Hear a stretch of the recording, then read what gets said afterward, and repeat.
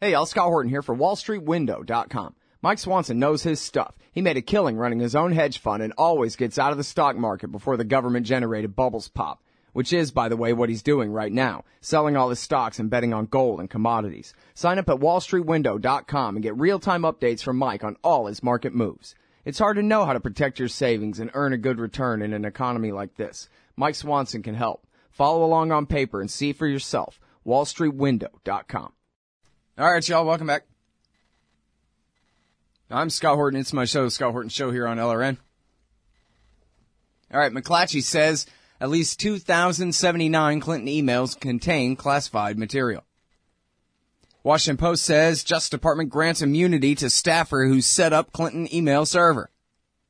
Although it says in here that they don't know of any grand jury actually impaneled, but maybe that's changing. Fox News says spy agencies say Clinton emails closely matched top secret documents. And Peter Van Buren at antiwar.com says that's a problem. Welcome back to the show, Peter. How are you doing? Always a pleasure, Scott.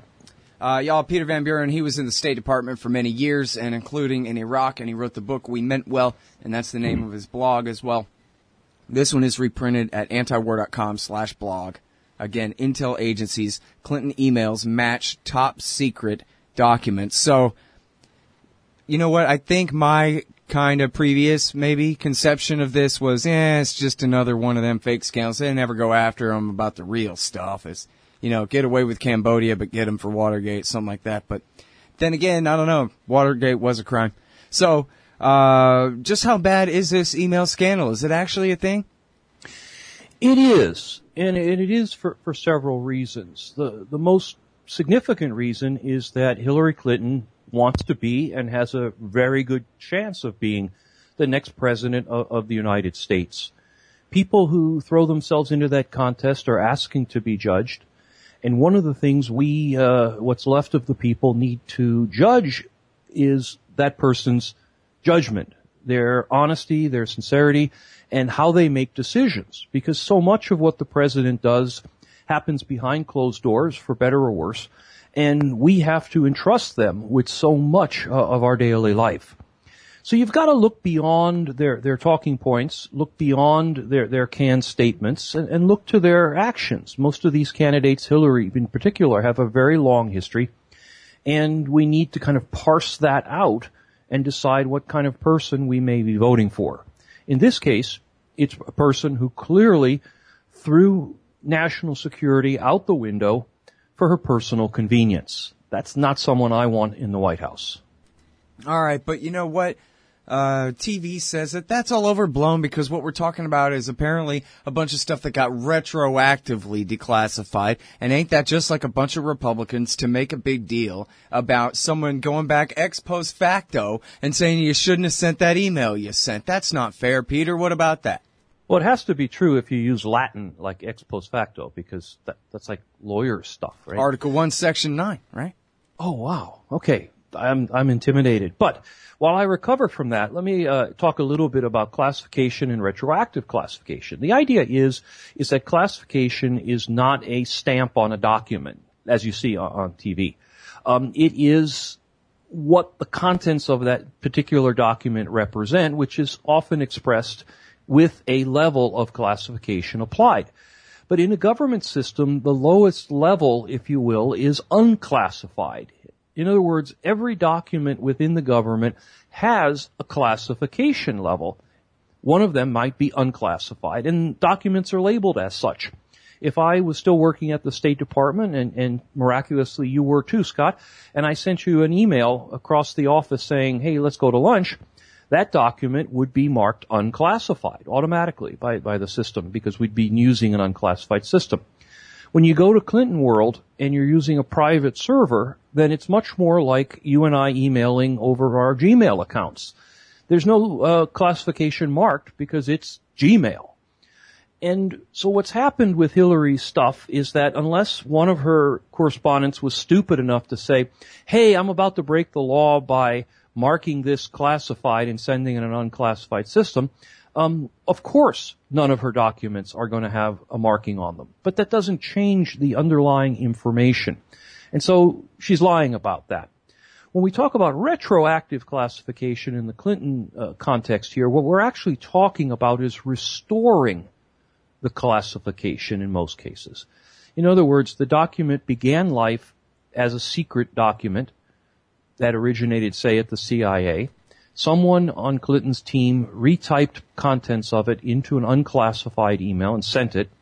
When the government took another look at it last month, they said, holy crap, we can't release that. It's really secret. It always was. So we will restore the classification.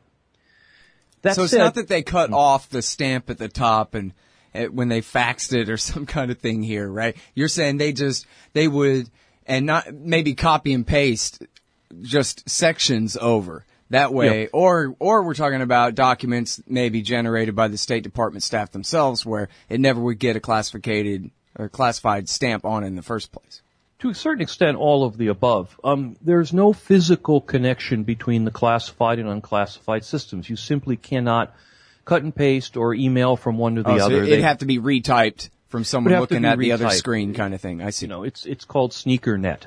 You basically print out the document on the classified system and then you type in the parts that you want to send in the unclassified system. So just to make sure I understand you here, what they would do, you're saying this is what they're doing, but they're using this as their excuse. Look, it doesn't say secret or top secret on it. That's correct. And that's the best defense that they have for what amounts to actually a confession, in a sense. Absolutely. The idea would be let's say I had a list of all of the undercover CIA operatives around the world in alphabetical order. And I neglected to write ultimate top secret on it, and I just dropped it on the ground and you picked it up. The underlying information is controlling. The fact that there, for whatever reason, isn't a marking on there that says top secret does not change the fact that I've just disclosed a list of worldwide CIA undercover operatives. And that's the case with Clinton. Somebody retyped information because she wanted it on her unclassed system, which allowed her to use her iPad and her BlackBerry and all those other things that are not available in classified form because they're just simply too vulnerable. They just retyped it for her. And that saved her the inconvenience of having to work with a clumsy system. The classified system, because of security, is clumsy to work with. But let me just swing back very quickly to retroactively classified, because such a thing, in fact, does exist. The government can, in fact, retroactively classify something, and the case has actually gone as far as the Supreme Court. A whistleblower for the TSA named Robert McLean, who we may have talked about some time ago, was actually thrown out of his job for passing unclassified information to a reporter, which was later classified, and he was punished as if it was classified from the beginning. So retroactive classification does exist, but it's not an excuse. The idea would be that Hillary still would be prosecutable even if the information truly was retroactively classified. And one more lie that the Clinton people are trying to go to lunch with, and that is this idea that it's possible to fight inside the government about classification. Not really, because the rule is that the originating agency, the people who create the information, set the classification level. If you're in the CIA, you can fight as much as you want inside the CIA, but when the document emerges and gets sent over to the State Department and it's marked secret or it's marked confidential, that's it. The State Department can't simply decide on its own to change that. And so all this, forgive me, BS about that, well, state and CIA don't agree, or Washington is having its usual in the Beltway arguments, again, is simply a lie. Mm-hmm. The question for us is, no matter how bullish the Clintons are about fooling the public and fooling the mainstream media, the FBI knows how these rules work. The question then becomes, will she or any of her people be prosecuted, indicted, punished, or called out in any way? She can't BS them the way she does the public, but on the other hand, they've got to take action for this to matter. Well, and of course, it's a political decision, not a legal one, whether she'll Yes. be prosecuted. So that goes without saying. Let me ask you one more thing here real quick. am I right? Is it obvious? Am I wrong in what seems obvious to me? Is there better explanations than they did this because they wanted to be able to destroy stuff later. They didn't want it to be in the hands of anybody but themselves. And that was why they set it up. You referenced she wanted to be able to use her BlackBerry and that kind of thing. So that makes sense too. That it was mostly about her own freedom of action in a way. But then I believe they said, Peter, that there are 30,000 missing emails that she claims are all private, and most of them with Bill, even though he says he's only used email twice in his whole life. So, did they recover those 30,000? And am I wrong in just assuming that the reason that they set the server up at her house was for the purposes of deleting 30,000 emails later before she ran for president? The purpose of the server was multifold, and certainly predominant in Clinton's mind was the ability to shield all this stuff from FOIA requests and to maintain, total control over the information. So as you said, they can simply delete what they don't want to ever make public, and that is what happened here. The emails that the State Department are releasing right now are highly curated. The Clinton team, including her lawyers, turned over only emails to the State Department that they wanted to, claiming the others were personal and had nothing to do with work. And if you believe that, well, wasn't there a story where the FBI says, yeah, right, we hacked your hard drive and we found them all, or no? No, the FBI has been extremely quiet about what they know and what they don't know. As most of as most people know, and your tech people certainly know, there are many different ways of deleting something off your computer. Some of them are basically not deletions at all. You know, when you just hit the delete key, it's still on your computer somewhere. There are levels of wiping a server clean that can extend to physically destroying the disks and that are essentially unrecoverable at some level. Right. So the server that's now in the FBI's possession was cleaned at some level. The question is whether it was cleaned to the point where the resources of the FBI cannot access what was on there originally. It's possible to do, but whether it was done or not, we simply don't know. So forget about criminality for a second. Though, I mean, obviously it's huge that a potential candidate or the president of the United States is a criminal. But just ask yourself, is this the level of judgment that we all want in the White House? Do we really want... You remember the old Charlie Brown cartoon, Pigpen, the character Pigpen? Sure. He walked around in a cloud of dust all the time.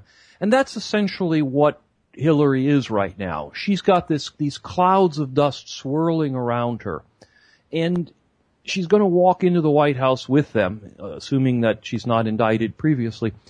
And is that really what we want for 4 years or 8 years? Is all of this stuff swirling around, never concluded, wondering what the Russians and the Chinese know, because they may in fact have access to far more of the emails than you and I will ever see. Wondering what they know, wondering how that limits Hillary's dealings with them, wondering if someone who displayed such poor judgment really can be entrusted with even more of America's secrets and even more decisions that affect all of our lives. I don't think so. All right, so that's Peter Van Buren, formerly with the State Department, obviously knows what he's talking about. Read him at wemeantwell.com, and this one is also on the blog at antiwar.com. Intel agencies, Clinton emails match top secret documents. Thanks. Always a pleasure, Scott. Take care. Hey, Al, Scott Horton here. It's always safe to say that one should keep at least some of your savings in precious metals as a hedge against inflation. And if this economy ever does heat back up and the banks start expanding credit, rising prices could make metals a very profitable bet. Since 1977, Robertson Roberts Brokerage Inc. has been helping people buy and sell gold, silver, platinum, and palladium, and they do it well. They're fast, reliable, and trusted for more than 35 years. And they take Bitcoin. Call Robertson Roberts at 1-800-874-9760 or stop by rrbi.co. Hey, Al, Scott Horton here for MPV Engineering. This isn't for all of you, but for high-end contractors specializing in industrial construction and end users who own and operate industrial equipment. MPV offers licensed professional consulting on chemical and mechanical engineering for your projects. Tanks, pressure vessels, piping, heat exchangers, HVAC equipment, chemical reactors for oil companies or manufacturing facilities, as well as project management support and troubleshooting for those implementing designs. MPV will get your industrial project up and running. Head over to mpvengineering.com. Hey, Al Scott here. The Ciceronian Society is an interdisciplinary group devoted to the timeless themes of place, tradition, and things divine. You are invited to their 6th annual conference to hear 2 days of papers on important thinkers, from Plato and St. Benedict to John Locke, Hayek, and Henry David Thoreau. The conference is March 10th through 12th in historic Gettysburg, Pennsylvania, less than 2 hours from D.C. and Baltimore. Register at CiceronianSociety.com.